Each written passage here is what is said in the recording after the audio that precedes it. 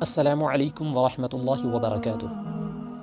پیارے عزیزوں، امید ہے کہ آپ سب خیر و عافیت سے ہوں گے۔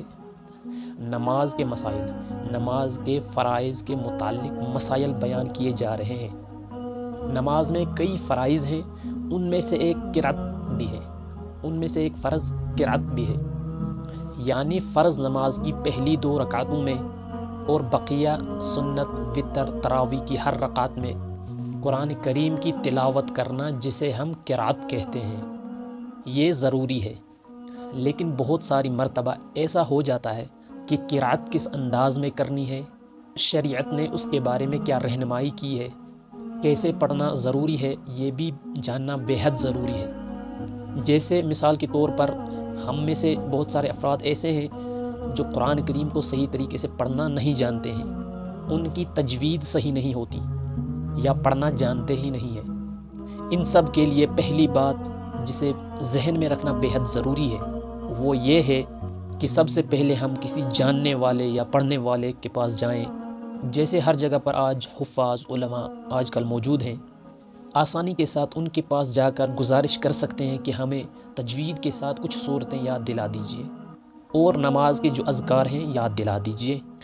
اس کی ادائیگی کے بغیر ہم نماز کو صحیح طریقے سے نہیں پڑھ سکتے۔ ابھی جو مسئلہ ہم بیان کرنے جا رہے ہیں وہ بہت ہی اہم ہے۔ وہ یہ ہے کہ نماز میں تجوید اگر ہم نے سیکھی ہوئی ہو یا قرآن کریم کو صحیح طور پر پڑھنا جانتے ہوں، تو جب قرأت نماز میں کر رہے ہوں تو کیسے کریں، یہ کس انداز میں ہونا چاہیے، قرأت کسے کہا جاتا ہے جو نماز میں کی جاتی ہے۔ اس سلسلے میں فقہا نے جو بات کی ہے وہ 2 ہیں۔ ایک بات تو یہ لکھی ہے کہ جب ہم اللہ اکبر کہہ کر ہاتھ باندھ لیں اور سورہ فاتحہ وغیرہ پڑھنا شروع کر دیں جہاں سے قرأت کا آغاز ہوتا ہے، تو ایسی صورت میں اس انداز میں سورہ فاتحہ کو یا اس کے ساتھ کسی اور صورت کو ملا کر پڑھیں کہ ان حروف کی ادائیگی بھی صحیح ہو جو پڑھا جا رہا ہے، اور اسی کے ساتھ ساتھ جو پڑھ رہے ہوں وہ خود اسے اپنے آپ کو بھی سنائی دے۔ یعنی یہ مسئلہ چل رہا ہے تنہا نماز پڑھنے والے شخص کے بارے میں کہ اگر تنہا نماز ہم پڑھ رہے ہوں تو ایسی صورت میں جب ہم نے قرأت شروع کی تکبیر تحریمہ کے بعد، تو اس انداز میں پڑھیں کہ جو بھی پڑھا جا رہا ہے وہ اس کے حروف کی ادائیگی بھی صحیح ہو اور وہ خود ہمیں پڑھنے والے کو بھی سنائی دے۔ مثال کے طور پر میں نے اللہ اکبر کہہ کر ہاتھ باندھ لیے، ثنا تعوذ تسمیہ میں نے پڑھ لی اور میں نے قرأت شروع کی اس انداز میں،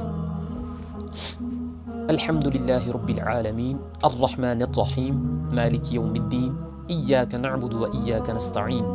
اس انداز میں کہ میں خود سن سکوں میرے حروف کی ادائیگی صحیح ہے یا نہیں۔ اور ہاں، اس بات کا خاص خیال رکھنا چاہیے کہ اگر میں کہیں مسجد میں یا کہیں اور نماز پڑھ رہا ہوں تو اتنی زور سے نہ پڑھیں۔ اگر میرے بازو میں کوئی دوسرا کوئی نماز پڑھ رہا ہے تو اس تک وہ آواز نہیں پہنچنی چاہیے، خود سن لیں، اتنی زور سے پڑھیں کہ خود کم از کم خود سن لیں، اتنی آواز سے پڑھنی ہی چاہیے۔ یعنی کہ جو ہمارے بازو میں نماز پڑھ رہا ہے اس کی نماز میں خلل نہ ہو، اتنی زور سے نہ پڑھیں۔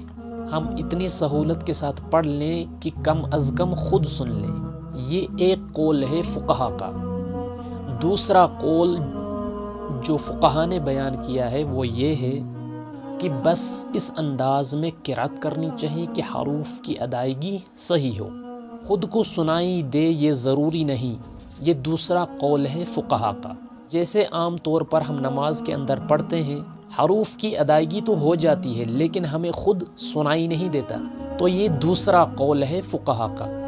تو دونوں اقوال کے اعتبار سے نماز درست ہو جائے گی، لیکن پہلے قول پر فقہا نے، علماء نے، مفتیان کرام نے فتویٰ دیا ہے کہ پہلا قول زیادہ رائج ہے، اس لیے نماز میں اس بات کی کوشش کرنی چاہیے کہ جو بھی ہم نماز پڑھ رہے ہوں انفرادی طور پر اس میں حروف کی ادائیگی صحیح ہو اور خود بھی سن لیں اور دوسری کی نماز میں خلل نہ ہو، بس اس کا دھیان رکھنا چاہیے اور باقی صحیح ہے۔